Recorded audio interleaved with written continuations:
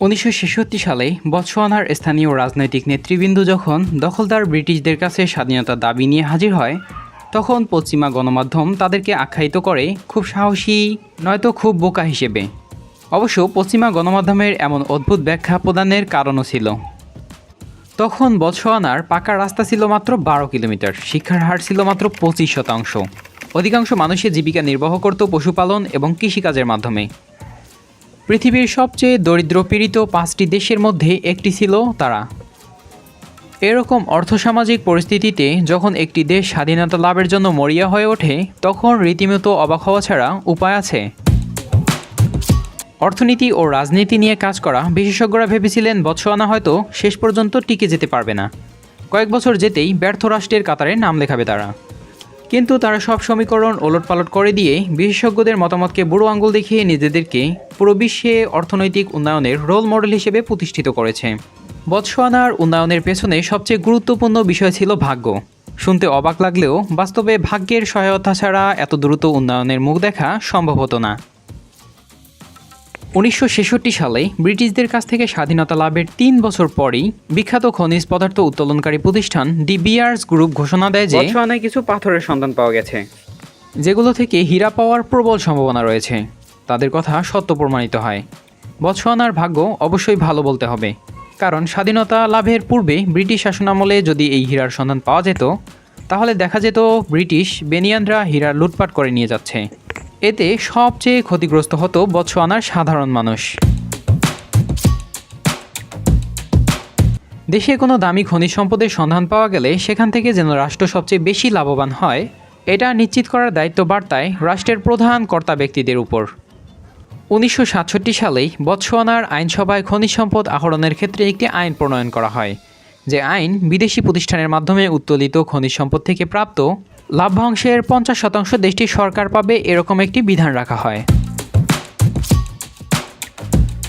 অনেক সময় দেখা যায় বিদেশি কোম্পানিগুলো উৎকোচের মাধ্যমে রাষ্ট্রের প্রধান ব্যক্তিদের নিজেদের পক্ষে টেনে নেয় এবং খনিজ পদার্থের উপর লুটপাট চালায়। বতসোয়ানার ক্ষেত্রে এরকম কোনো ঘটনা ঘটেনি।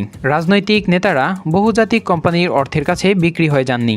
স্বাধীনতা লাভের পর প্রথম 2 প্রেসিডেন্ট শুধু দেশের অর্থসামাজিক উন্নয়নের জন্য যা করা দরকার সম্ভাব্য সব কিছুই করেছেন।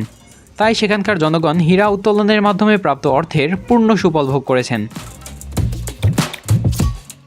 ব্রিটিশরা যখন বতসোয়ানা ছেড়ে যায়, তখন দেশটির শিক্ষার হার ছিল মাত্র 25%। উচ্চশিক্ষার হার ছিল আরও হতাশাজনক। মাত্র 22 জন ছিল যারা বিশ্ববিদ্যালয় থেকে স্নাতক পাশ করেছিল, তাও আবার সেগুলো ছিল বাহিরের দেশের বিশ্ববিদ্যালয়। স্বাধীনতা লাভের পর দেশটির রাজনৈতিক নেতৃবৃন্দ শিক্ষার গুরুত্ব ঠিকই উপলব্ধি করতে পেরেছিল।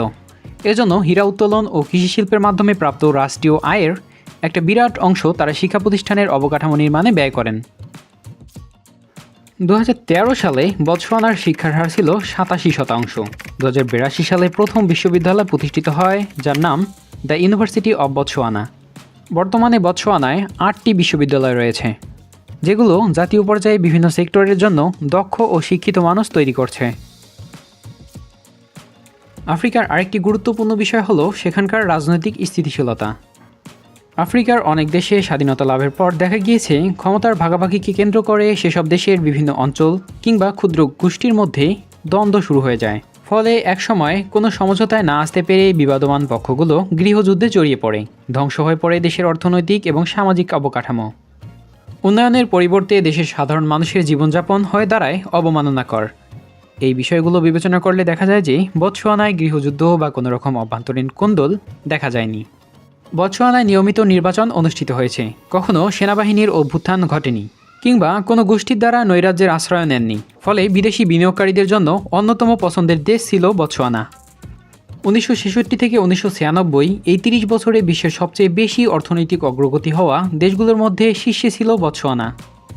1990 সালে প্রতিবেশী জিম্বাবুয়ের তুলনায় বতসোয়ানার মাথাপিছু আয় ছিল 3 গুণ। সেই সংখ্যাটি এখন দাঁড়িয়েছে 8 গুণে। স্বাধীনতার সময় যে দেশের অর্থনৈতিক অবকাঠামো বলতে কিছুই ছিল না, সে দেশটি স্রেফ খনিজ সম্পদ এবং পর্যটন শিল্পকে কাজে লাগিয়ে উন্নয়নের শিখরে উঠছে। আফ্রিকা মহাদেশের সবথেকে বড় সমস্যা হচ্ছে দুর্নীতি। এই মহাদেশের দেশগুলোর মাঝে সবচেয়ে কম দুর্নীতির দেশ হিসেবে খ্যাতি রয়েছে বতসোয়ানার। এমনকি অনেক সময় কম দুর্নীতি দেশ হিসেবে ইতালি কিংবা নেদারল্যান্ডের মতো ইউরোপিয়ান দেশগুলোর সাথেও পাল্লা দিয়েছে তারা। শুধু তাই নয়, স্বাধীনতার পর এমনভাবে আইনগুলো প্রণয়ন করা হয়েছিল যাতে সরকারি কিংবা বেসরকারি কর্তব্যরত ব্যক্তিরা জবাবদিহির বাইরে যেতে পারবে না।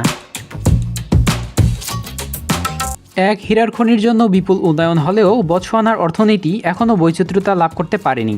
মোট জাতীয় উৎপাদনের 35% এবং মোট রপ্তানি আয়ের 75% আসে মূলত খনি উত্তোলন এবং হীরার মাধ্যমে। খনিজ পদার্থের উপর অতি নির্ভরশীলতা একটি দেশকে অনেক সময় বিপাকে ফেলে দেয়, যাকে রিসোর্স কর্স হিসেবে অবহিত করা হয়। আফ্রিকার আরেক দেশ নাইজেরিয়া এই রিসোর্স কর্সের একটি বড় উদাহরণ। যুগোপযোগী অর্থনৈতিক পরিকল্পনার জন্য হীরার মতো খনিজ দ্রব্যের উপর এত নির্ভরশীলতা থাকা সত্ত্বেও কখনো এই অভিশাপের কবলে পড়তে হয়নি বতসোয়ানাকে। ভবিষ্যতের কথা চিন্তা করে দেশের বর্তমান রাজনৈতিক নেতৃবৃন্দ বিভিন্ন শিল্পের প্রসার ঘটাতে বেশি আগ্রহী হয়ে পড়ছে, যার ফলে একদিকে যেমন হীরার উপর নির্ভরশীলতা কমানো যাবে, একই সাথে বেকারত্বের হারও কমে আসবে। সৌভাগ্য, সুদক্ষ রাজনৈতিক নেতৃবৃন্দ এবং সঠিক পরিকল্পনা একটি দেশকে কিভাবে অল্প সময়ের মধ্যেই পরিবর্তন করতে পারে তার একটি অনন্য উদাহরণ আফ্রিকার দেশ বতসোয়ানা। অন্যান্য আফ্রিকান দেশের জন্য স্বাধীনতা অভিশাপ বয়ে এনেছে। এখনও অনেক দেশে সশস্ত্র সংঘাত চলছে বিভিন্ন গোষ্ঠীর মাঝে। বতসোয়ানার সাধারণ মানুষের জীবনে স্বাধীনতা এসেছে আশীর্বাদ হয়ে। টানা এতগুলো বছর ধরে অর্থনৈতিক অগ্রগতি নিশ্চিত করা মোটেও সহজ কাজ নয়। আফ্রিকার যে দেশটি কয়েক দশকও টিকতে পারবে না বলে ভবিষ্যৎবাণী করেছিল বিশেষজ্ঞরা, সেই দেশটি এখন আফ্রিকার অন্যান্য দেশের জন্য অর্থনৈতিক উন্নয়নের জন্য অনুকরণীয় হয়ে উঠছে। আফ্রিকা মানে যে শুধু অ্যাঙ্গোলা, মালি কিংবা সোমালিয়ার মতো সংঘাতপূর্ণ অঞ্চল তা নয়। আফ্রিকা মানে বতসোয়ানার মতো উচ্চ এবং মধ্যম আয়ের শান্তিপূর্ণ দেশও। বতসোয়ানা মূলত আফ্রিকা মহাদেশের দক্ষিণাংশে অবস্থিত একটি স্থলবিশিষ্ট দেশ। এই দেশটি একটি সমতল ভূমি দ্বারা পরিবেষ্টিত, যার 70% এলাকা জুড়ে আছে কালাহারি মরুভূমি। বতসোয়ানার মোট আয়তন 5,81,730 বর্গ কিলোমিটার অথবা 2,24,610 বর্গমাইল।